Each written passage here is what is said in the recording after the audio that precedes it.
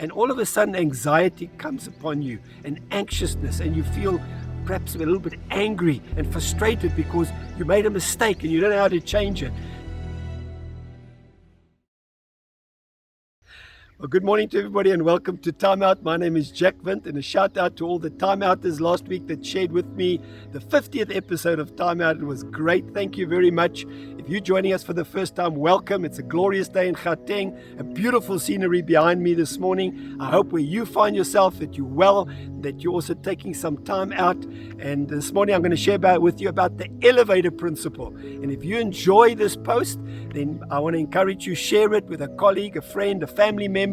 Everybody needs a bit of encouragement, and in doing that you will help me to each one, reach one, teach one, which I'm also passionate about. So thank you for watching this morning. The elevator principle. You may say, Jack, what the heck is that? And how does that work? And how does that affect me? I'm going to tell you in a moment. Just wait. Now, the elevator, the natural elevator, has been around for over 150 years, and although they've changed the look of it and made it more safe and faster, in essence, the elevator hasn't changed in 150 years. It still takes people up and it takes people down, and that made me think about how that's a great analogy for life. Because sometimes we also find ourselves in the elevator of life. And so I want to say something in a moment about that. But before I do, every one of us has probably been in an elevator sometime. And when you get into an elevator and you're on your own, it's this square box of steel. It's a confined space and you feel a little bit awkward. But then the doors close. But when they open and other people get in, everything changes. The atmosphere changes, because now all of a sudden these strange people have been thrust into your space and you into their space, and you feel very awkward, and everybody I find starts looking down at their shoes. Even although the elevator's going up, everybody's looking down. And many times in the past, people used to maybe whistle something or hum something under their breath, just to pass the time until they can get to their destination. Today they can watch their cell phones. They also take it out and they look down at their shoes, at their cell phones, as if they're reading something, even if it's not on, because we want to avoid eye contact. And God forbid us we say something, because that is such an awkward time. And then the bell goes ding, the doors open, our countenance change, we look up, and if we got that look of relief, we can walk out there and thank God that's over now. Now, I understand that, and that's just human nature. But we sometimes find ourselves in that situation in life too.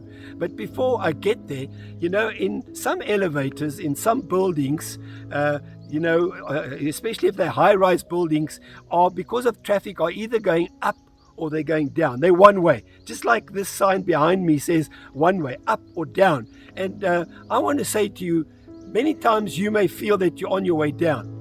Maybe you didn't push the button, somebody else pushed the button. You would just happen to be in that elevator thinking you were going up, and now you're going down, and you're going down at a rapid pace, and all of a sudden anxiety comes upon you and anxiousness, and you feel perhaps a little bit angry and frustrated because you made a mistake and you don't know how to change it.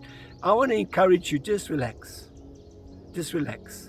All elevators will come to a stop and go ping, and you have an opportunity to get out. It's called making a choice. The wonderful thing about God is He gives us choices. And yes, maybe we made a mistake and we went down and we were in the wrong elevator with the wrong people. But when we get to the bottom, we can still at times make a choice to look up, find one that's going up, find a group of people and join them on a different journey. And that's the wonderful thing about the mercy of God and choices that we are able to make. And that brings me to another point about the elevator principle. I feel that, people have so much confidence in the natural elevator. We get in there as if to believe that we know exactly what it is. We're mechanical engineers. We've seen the blueprints. We know all the safety regulations, and that thing will not crash, and we just push the button. But that's not true. We have more confidence in the natural elevator sometimes than we have in the elevator of life. Sometimes, God puts us in a situation with people we don't understand, we don't know, we're foreign to, and we don't always understand. And He puts us on this journey. And I just think that when we arrive at that situation, we just need to have a little bit of faith in our Maker. A little bit of faith in the one that's pulling the strings behind the scenes. That there's a reason we're there. There's a reason those people are there.